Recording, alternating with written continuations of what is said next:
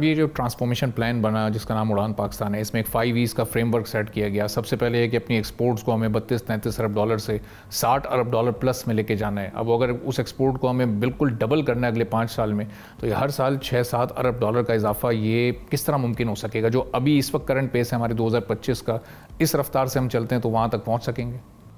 I think اس میں جو سب سے زیادہ کرٹیکل ہوگا کہ یہ ہمارے ہاں جو پاکستان میں انفارچونیٹلی کاسٹ آف پروڈکشن اب کافی ہائی ہو گئی ہے، اس کاسٹ آف پروڈکشن کو جو ہے وہ کم لانا، اس میں سر فہرست جو ہے وہ الیکٹریسٹی کی پرائسز ہیں۔ انرجی پرائسز جو ہے نے ہم کو ریجن میں انکمپیٹیٹیو بنا دیا ہے، اور اس سے ہم اگر ہم اس میں انکمپیٹیٹیو رہیں گے تو ہمارے لیے جو ہے وہ کمپیٹ کرنا انٹرنیشنل مارکیٹ میں مشکل رہے گا۔ تو اس کے لیے بھی اگین آئی تھنک ہم روزانہ پڑھتے ہیں کہ جو ہے حکومت ان چیزوں پہ جو ہے وہ کام کر رہی ہے، اور یہ بہت زیادہ اس کے لیے جو ہے وہ کرٹیکل ہوگا۔ انٹرسٹ ریٹ آپ نے اپنے انٹرو میں بتایا کہ وہ انٹرسٹ ریٹ جو 24% تک چلا گیا تھا، جو پالیسی ریٹ 22 چلا گیا تھا، پالیسی ریٹ 12 آ گیا ہے، اور تقریباً 12 اور 13 کے درمیانی کائبور بھی جو ہے وہ چل رہا ہے۔ تو یوں اس کے اندر کمی آئی ہے۔ تو ایک دوسرا یہ کاسٹ فیکٹر تھا جو ہائی تھا۔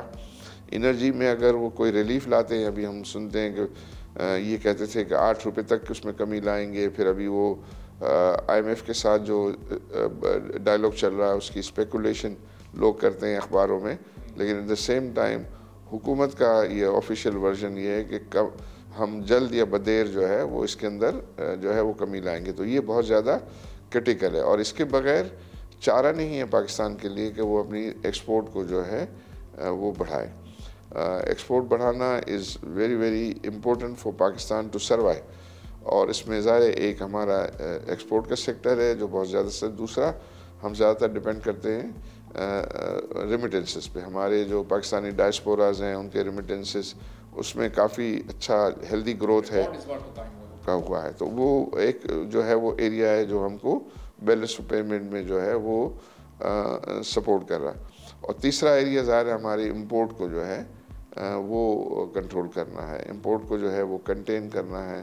کوشش یہ کرنی چاہیے کہ زیادہ سے زیادہ امپورٹ سبسٹیٹیوشن کے جو سیکٹرز ہیں ان کو انکریج کیا جائے، تاکہ مقامی طور پر جو لوگوں کی ضروریات کی چیزیں ہیں وہ مقامی طور پر بنے اور مقامی طور پر جو ہے وہ اویلیبل ہوں، تو اس سے ہمارا جو امپورٹ پہ زر مبادلہ خرچ ہوتا ہے وہ نہ ہو۔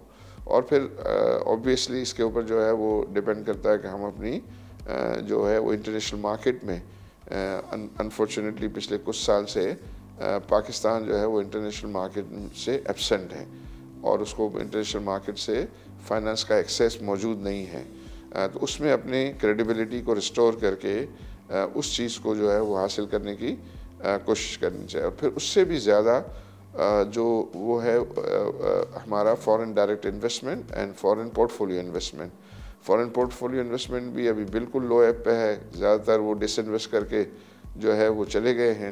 تو وہاں بھی جو ہے وہ گنجائش ہے کہ ایسے اقدامات کیے جائیں کہ جس کی وجہ سے فورن ڈائریکٹ انویسٹمنٹ آئے، ایسے اقدامات کیے جائیں جس سے یہ میکرو اکنامک اسٹیبلٹی کو دیکھتے ہوئے پھر یہ اسٹاک مارکیٹ میں انویسٹرز جو ہے وہ آتے ہیں بشمول فورن انویسٹرز کے۔ تو اس میں جو بہتری آئے گی تو آئی بلیو کہ وہ فورن پورٹ فولیو انویسٹرز بھی جو ہے وہ واپس آئیں گے۔ ایک اور جو ایریا ہے کہ جہاں مطلب گورنمنٹ کو توجہ دینی چاہیے، وہ ہمارے ہاں ٹیکسیشن ریٹ بھی بہت ہائی ہو گئے۔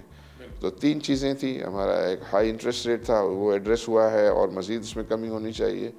انرجی سیکٹر جو ہے وہ بہت زیادہ ایکسپینسو ہے ریجن کے مقابلے میں، اس کو ٹھیک ہونا، جو گورنمنٹ اس کو اگری کر رہی ہے کہ ہم کریں گے اور وعدے کر رہی ہے، آئی ہوپ کہ وہ اپنے وعدوں کو جو ہے وہ پورا کرے۔ اور تیسرا جو ہے وہ ٹیکسیشن ریٹس ہے۔ تو ہمارے آلریڈی کارپوریٹ ٹیکس ریٹ 29% ہے، پھر اس کے اوپر جو ہے وہ سپر ٹیکس ہے، پھر اور مختلف سیکٹرز میں ایڈیشنل ٹیکسز جو ہے بھی جو ہے لگا گئے۔ تو اس میں ہم اگر یہ چاہتے ہیں کہ نئی انویسٹمنٹ لوکل انویسٹر سے بھی آئے اور باہر سے بھی آئے، تو اس کے لیے ان ٹیکسیشن ریٹس کو بھی ریشنلائز کرنا جو ہے وہ بہت ضروری ہوگا۔ سبسکرائب کریں اور بیل دبائیں تاکہ کوئی خبر رہ نہ جائے۔